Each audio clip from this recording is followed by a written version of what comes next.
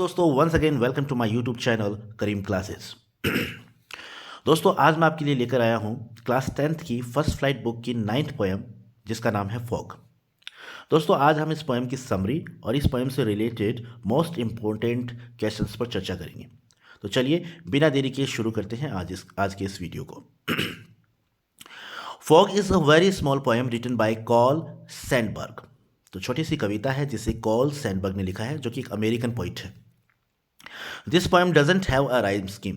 और इस पोएम की खास बात यह है कि इस पोएम की कोई भी राइम स्कीम नहीं है। 6 लाइन की ये पोएम है, एक स्टैंजा में ये पोएम लिखी गई है और इस पोएम की कोई भी राइम स्कीम नहीं है। It is a free verse, तो इसे आप फ्री वर्स कह सकते हैं, मुक्त छंद कहते हैं हिंदी में।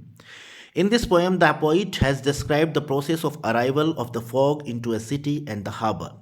अब इस कविता में क्या बताया गया है? इस कविता में पोइट बताता है, पोइट ने डिस्क्राइब किया है प्रोसेस को, एक प्रक्रिया को, of arrival of the fog, यानी फॉग जो होता है कोहरे के आने का और कोहरे का शहर पर पूरे शहर पर छा जाना, यानी इस प्रक्रिया को पोइट ने अपनी इस पोएम में डिस्क्राइब किया है।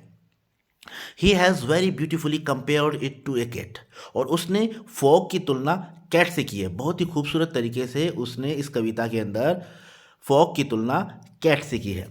This poem portrays the silent working of nature, और ये पोएम चित्रित भी करती है, बताती भी है एक साइलेंट, एक शांत प्रवृत्ति को, प्रकृति के काम करने की जो शांत प्रवृत्ति है, प्रवृत्ति के काम करने की, प्रकृति के काम करने का जो शांत तरीका है, उस तरीके के बारे में भी इस कविता में बताया गया है। इन दिस पोएम, इस कविता में, the poet has used a cat as a metaphor to describe the slow and silent working of nature, और प्रकृति के काम करने की जो शैली है उसका कंपैरिजन कैट से किया है इस कविता के अंदर। तो यहाँ पर पोएटिक डिवाइस जो है, फिगर ऑफ स्पीच जो है, वो मेटाफर यूज़ किया गया है इस पोएम के अंदर। ये भी एक इंपॉर्टेंट क्वेश्चन बनता है इस पोएम से।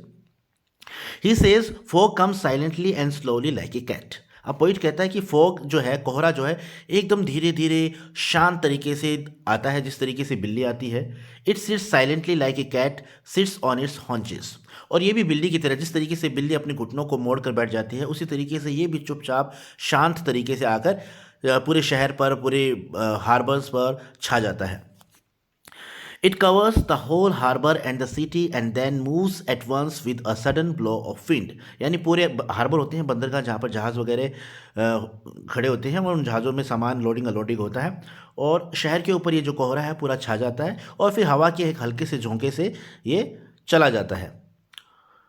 The poet want to give a message that every man has a goal. अब इस पोएम के माध्यम से, इस कविता के माध्यम से, कवि जो है ये संदेश देना चाहता है कि एवरी मैन हैज़ अ गोल, हर इंसान का एक लक्ष्य होता है।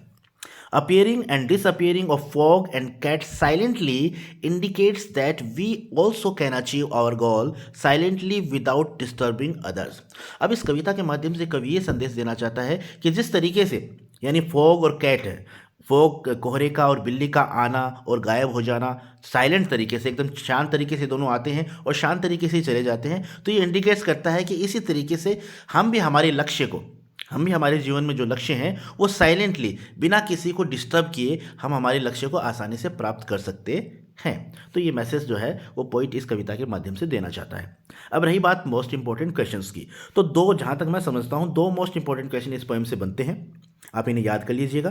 पहला क्वेश्चन ये है, what message does the poet want to give by this poem. अब क्या मैसेज देना चाहता है इस कविता से? तो अलग अलग लोगों का अलग अलग नज़रिया है, जहाँ तक मैं समझता हूँ तो मेरी तरफ से ये आंसर होना चाहिए। आंसर क्या बनता है इसका? The poet want to give a message that every man has a goal, यानी पोइट जो है वो मैसेज देना चाहता है कि हर इंसान का एक गोल होता है। Appearing and disappearing of fog and cat silently indicates that we also can achieve our goal silently without disturbing others.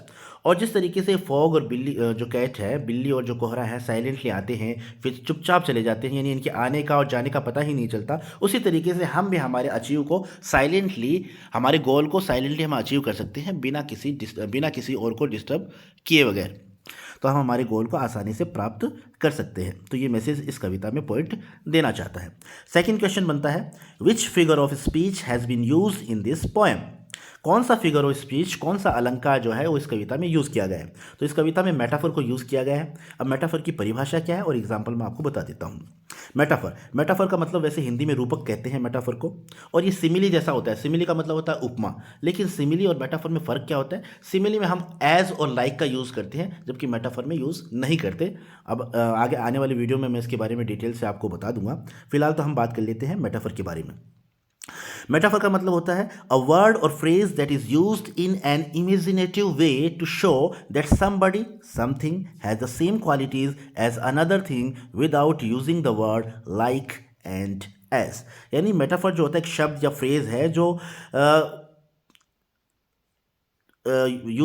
Use की जाती है इन एन इमेजिनेटिव वे, एक कल्पना की जाती है इसमें, टू शो, ये दर्शाने की, दैट कि समबडी समथिंग, यानी कोई या कोई भी चीज़ हैज़ द सेम क्वालिटी, उसमें वो सभी गुण हैं जो दूसरी चीज़ों में, यानी दो चीज़ों की आपस में कंपैरिजन किया जाता है। इस फिगर ऑफ स्पीच के माध्यम से दो चीज़ों का आपस में कंपैरिजन किया जाता है, दो चीज़ों की क्वालिटीज़ जो है कंपेयर की जाती हैं, और without using the word like and as. और इसमें जब हम मेटाफर का यूज़ करते हैं तो वहाँ पर लाइक और एज, इसका इन वर्ड्स का यूज़ नहीं किया जाता, क्योंकि लाइक और एज का वर्ड का जब हम यूज़ करेंगे तो वो सिमिली हो जाएगा। तो इन वर्ड्स का यूज़ किए बगैर दो चीज़ों का कंपेरिजन किया जाता है। एग्जाम्पल देखो, जैसा कि इस पोएम में पहली फर्स्ट 2 लाइन है, वो एग्जाम्पल ये है, the fog comes on little cat fit.